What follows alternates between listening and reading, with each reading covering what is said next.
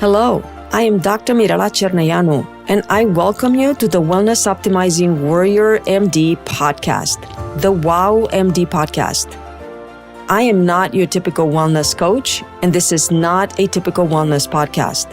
Here, I'll discuss educational facts about health, hormones, intimacy, anti-aging, and beauty trends, all very hot topics, to empower you to make great choices when it comes to your health and to your body.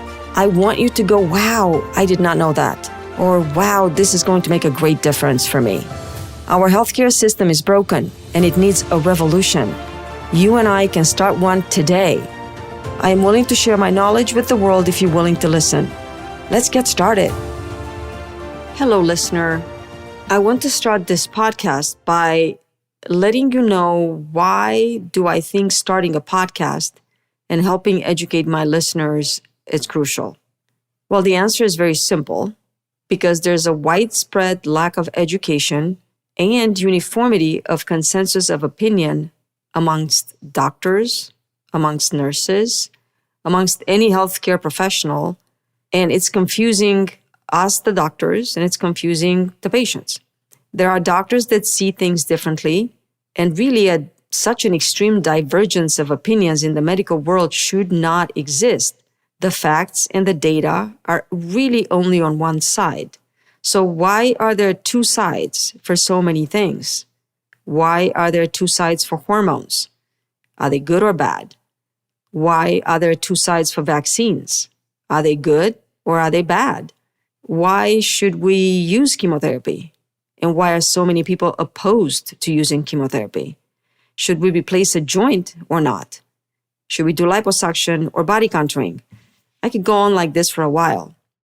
How do you, the consumer, the medical consumer, the patient, or the aesthetic client, know on which side to be, what doctor to choose? Would you be best served by an MD or a DO, or maybe a Chinese medicine-trained acupuncture provider, maybe a chiropractor, or maybe a naturopath? Should you choose a plastic surgeon or an aesthetic nurse injector? Should you go to a medical spa or a medical office? Are your needs better served by someone with a holistic inclination and approach, or by someone who's going to employ conventional medicine or a combination of both? What would be the medical condition when choosing one alternative over the other, or both at the same time, might be the best approach? There is not enough literature, data, and facts that would make enough sense for someone to make a decision simply after browsing the internet. I'm a very top educated medical professional, and I find it surprisingly difficult to sift through all the information and sometimes useless and valueless information that is presented on the World Wide Web, and to choose which one is right or which one has an actual factual data or is backed by science. When I present facts to my patients and explain findings or lab results, and I try to give them a clear cause for whatever is happening to their body, I try to use logic and reasoning and explain it in a very simple manner that is easily understood. However, it is hard to grasp even basic facts if you don't have the basic foundation to understand those facts. During my consultations, sometimes I present so much information that I've gotten not once, but a few times the feedback that the client has more questions than when they arrived. I have to say, launching a podcast and a Facebook group, it's a little selfish, because I really hope my own clients will take advantage of this and listen, and because I mainly want to educate my people, my clients. However, if others are listening and the word spreading, and they have nothing to do with my practice or will never become our client, that's fine too. I think no one is teaching or educating women and men about certain topics that are taboo even amongst physicians. Let's take, for example, hormone replacement therapy after menopause, or estrogen and cancer. Is estrogen safe if you've had breast cancer? Is estrogen bad and going to give you cancer? Or is estrogen protecting you from cancer? Let's talk about vaginal rejuvenation, sexual wellness. How about laser technology for men and women's intimacy wellness? There's so much more out there than just the blue pill. Is testosterone good for men? Or does it increase risk of prostate cancer? Should you choose body contouring or liposuction? Should you choose radiofrequency microneedling versus fractional therapy for skin rejuvenation? Then the list can go on and on and on. I know the need is out there, and I know I have some knowledge on the subjects I will tackle. And while my knowledge is limited, and I admit it, as I'm not a specialist in anything other than women's wellness and OBGYN, obstetrics and gynecology, I admit that I try to learn something new every day, because that's what a good teacher would do. And I am my clients' and my clientele's teacher. And I would also like to be your teacher. If you've ever taken human biology or any wellness studies, this podcast could be a little like going to class, except there's no homework, and maybe the podcast is so interesting that you like to listen to it again. That would be the only homework. I invite you to keep an open mind and know that everything I present and talk about is medical knowledge. And if I have an opinion about something, I will clearly state it and let you know that this is my opinion and not a medical fact. Let's start first with a few words about who I am and a little bit about my journey from a medical school graduate in Romania to a private practice solo entrepreneur physician in beautiful California, launching a podcast. I graduated from medical school in Romania, Eastern Europe. After my first year as a resident, I decided to immigrate to the United States, as it was known to have the best healthcare system in the world. It took 5 years to study for my USMLE, also known as United States Medical Licensing Exam, travel abroad, take the test, and apply for a residency position in a U.S. accredited program. Meanwhile, I completed my residency in OBGYN and became an assistant professor in OBGYN at the most prestigious hospital in Bucharest, Romania. Everyone thought I was crazy, including my family and my boyfriend. I wanted to be an OBGYN in the United States, and everyone told me it was impossible. That did not prevent or scare me. My parents insisted that my sister and I study English and master it. So at the age of 6, I started lessons with a private tutor. It did pay off, as my spoken English was a very valuable asset. It allowed me to enter residency at Louisiana State University in New Orleans. I was the first foreign medical graduate the program ever had, and apparently I made a reasonably good impression, because by the end of the program, they were interviewing and allowing other foreign medical grads to join the program. I left my home country to come to the United States at the age of 30, and I remember clearly arriving in New Orleans, Louisiana, with 2 suitcases full of clothes and books and $2,000, my entire family savings and all my parents could spare at that time. I remember my first month was spent in the top floor of the charity hospital where the resident call rooms were. I lived there for a month until I could find and rent an apartment and buy a car. My first 1-bedroom apartment had only a mattress and bedding for a while until I could afford more things. My first credit card had a $500 limit, and it was American Express, the only card that was willing to extend me a line of credit with no credit history.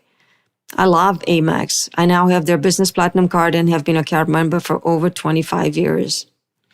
Life was about learning new things, making new friends, and adapting and thriving in a very different world. I embraced it and I loved it. I still do that. I graduated from LSU and got a job in Miami, Florida. After 2 years, I decided to come to California as my best friend from high school had immigrated and lived in Orange County. I arrived in California and got a job with a community healthcare clinic where I served for 11 years as their OBGYN. I am a conventional medicine trained physician, but I have always been holistic and always hated taking medication. If I had a headache, I would rather rest and hydrate than take Tylenol or ibuprofen. I understood these medications and what they did to the human body, and my inner wisdom told me to fix the problem. No need to take anything. So I preferred to let my body address the issue in a natural way. I really didn't give it much thought or try to put it in practice, what I felt, or tried to learn more about holistic medicine until a personal tragedy changed my life's course. My father became sick with a mild cold that turned into pneumonia and then into a complication called ARDS, acute respiratory distress syndrome. I was surprised and shocked by the poor care, literally substandard care, that he received at one of the hospitals here in Ventura County. What was even more shocking was the fact that the doctors taking care of him and the auxiliary supportive personnel all knew that I was a doctor there. And my sister was also a doctor, an anesthesiologist very well versed and trained in respirator settings and such. Unfortunately, my father passed away, even though I was an unwavering, relentless warrior, and believe me, I fought hard. We lost that battle due to many issues that all had to do with a terrible healthcare system. After we dealt with our grief as a family, my first decision was to learn more about anti-aging medicine, as clearly his doctors, his nurses, and the hospital protocols knew nothing about aging or senior care. I only did it to protect my mother. I discovered a whole new world where different medicine was being taught. The more I learned, the more I wanted to know. I spent the next 2 years learning and spent tens of thousands of dollars learning and seeking certification in the field of anti-aging, restorative, and regenerative medicine. It seemed that anti-aging and aesthetic procedures to some extent were intimately linked, as people who are interested in preserving stamina, vigor, and mental health as they age also like to look better. So I also got trained and learned various aesthetic procedures, starting with body contouring and vaginal rejuvenation. After 2 years of spending most of my free time learning, I decided to put this new knowledge to good use and start my own medical practice. I knew nothing about business and I knew nothing about running a practice or building a team, but I was determined. What I learned taught me that there is hope for medicine and there are ways to help our human bodies restore health other than just using medication, synthetic hormones, and surgery. I took a 401k loan for $50,000 and opened the doors to my private practice on February 1st, 2013. We just celebrated 10 years in business a few months ago. I started very small by renting another colleague's office for a few hours a day. I started with one receptionist, one iMac, and one laptop. In 2023, 10 years later, I practiced medicine on my own terms in a beautifully remodeled and very inviting office with a team of 2 mid-level providers, 5 medical assistants, and patient care coordinators. I lead a team of 9 people, and our practice has grown from 0 to thousands of patients. I decided it is time to give back to my community and to the world in other ways than just a face-to-face medical consult or performing a procedure. So why the podcast? I've worked in Southern California for the past 20 years, spending half of my time taking care of an underserved migrant farm worker population while working in the community health center. And the next 10 years, I've spent taking care of a more affluent and educated community in Westlake Village, California, in a private practice setting. These types of populations could not have been more different. However, it amazed me to see that regardless of their education, the women and men I cared for in both settings needed a lot of education, and I had to spend as much time, if not more time, with my clients in private practice, educating, explaining, and helping them make a choice because they had so many questions. A large majority of the patients I served in my 20 years were afraid of action, and fear was the number one factor holding them back from taking a different approach or taking any approach, even when they clearly knew what they needed to do or that they needed to do something because everything else they had tried failed to work. This fear originated from nothing other than lack of information. I realized that there is no system, no organization, no forum, no community to answer questions and offer information to help patients make the best choice for them. Patients are simply put, not educated enough. The internet or the World Wide Web is confusing, and it is hard to find valuable, actionable, intelligent information unless you really know how to search for it. I do not like social media and what it has turned into, but I like what it was originally meant to do: bring people together and open our minds and eyes and create valuable communities where members are supported and treated like family. I start this podcast with the hope that it will be a source of valuable educational information for many women and men regardless of their age. This podcast is for everyone who would like to know more about the human body, its biology and physiology, and about how to choose between vitamins, natural supplements, hormones, medications, procedures, types of doctors, types of providers, etc. I believe my message and intent to help the body restore naturally rather than with medication or surgery has resonated with many women and men. I'd like to deliver this message and spread the word and reach out as far as possible because I realize the field of restorative and regenerative medicine is just getting started. It is not sponsored or supported by any big organizations or the government, and it's usually one person or a group with an idea that develops into a movement that gains traction. None of the regenerative medicine technologies like PRP, stem cells, peptide therapy, hormone therapy, exosomes, etc., are funded or supported by the government or by big pharma. What these technologies bring to the medical market, it's natural and cannot be turned into a drug or capitalized upon, but that's a whole different topic I can discuss in the future. I would like for you to know that for every single restorative and regenerative therapy or technology that is out there, a medical practitioner who is using it in their practice had to spend time and money to learn it and integrate it in their practice.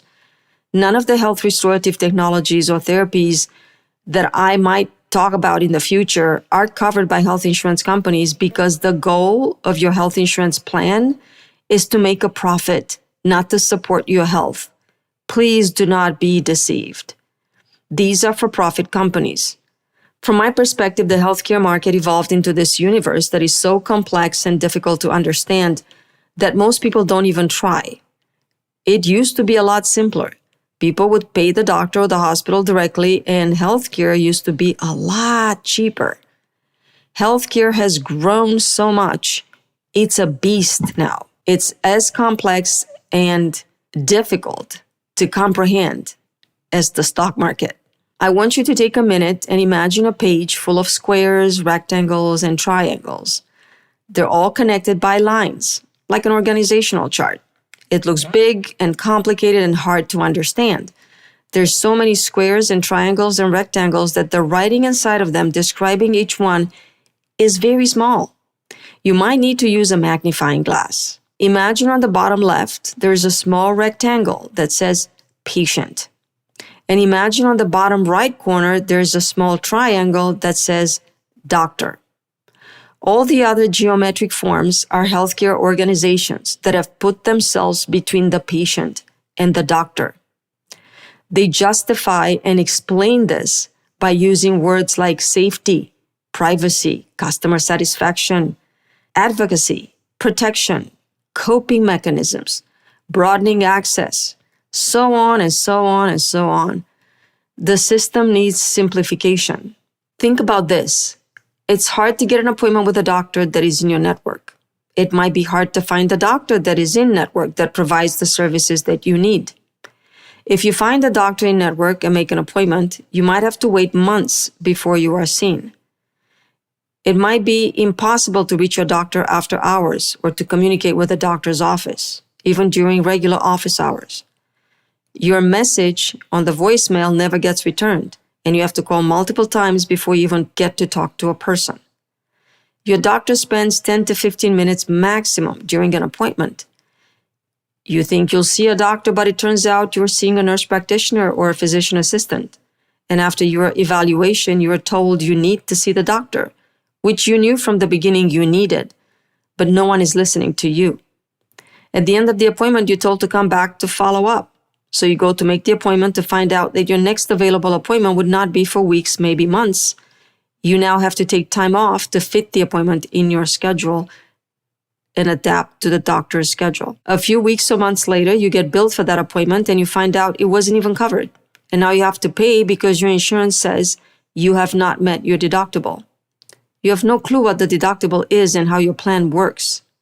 When you see the doctor, he or she always seems rushed and barely has time to explain what's going on. He or she might quickly jot down a few medications on a prescription pad or more recently, send them electronically to your pharmacy. You start the medication, you don't feel well, you try to reach out to the office and no one is answering your call. You stop the medication and never go back. How many of you have experienced at least a few of these scenarios? Our healthcare system is broken. We all know it. None of the people involved in this type of healthcare market have time to spend with you to educate you on the best diet for you, what type of exercise you should engage in, what are the best vitamins for you, what natural supplements could help your specific situation, offer tips on stress management, or discuss your sleep routine and how to promote healthy sleep and why. No one is there to help you deal with all of it and help you get your health back on track. This is exactly what I want my podcast to do. Provide information and a different point of view so I can educate, empower, and help you make great health choices that are easy because you are informed. I'd like to create a community that supports you in your quest for wellness. There are large gaps in knowledge regarding hormones, what is anti-aging, what is safe and doesn't increase risk of cancer, what is the difference between aesthetic services and procedures, and which one is best for you. I will strive to answer all your questions and help you achieve your personal wellness. I look forward to partnering with you as your wellness warrior. My team and I will be here for you every step of the way, and I would love nothing more than to educate, empower, and nurture your wellness aspirations. All of us can bring value to the community and help educate others. You can share your experience and knowledge, just like I will share mine, and we can help each other thrive, feel, and look our best. Share this podcast with family and friends. Any warriors for wellness are welcome. If you liked the information you heard and you'd like to hear more, please subscribe and follow my podcast. Should you find the content helpful to not just you, but possibly others, please share it and feel free to leave us a review. You are welcome to join the Facebook group, The Warrior Optimizing Wellness M.D. I certainly hope that you've heard many things in this podcast that made you go, wow, I did not know that, or wow, I'd like to know more. So keep listening and I'll keep talking.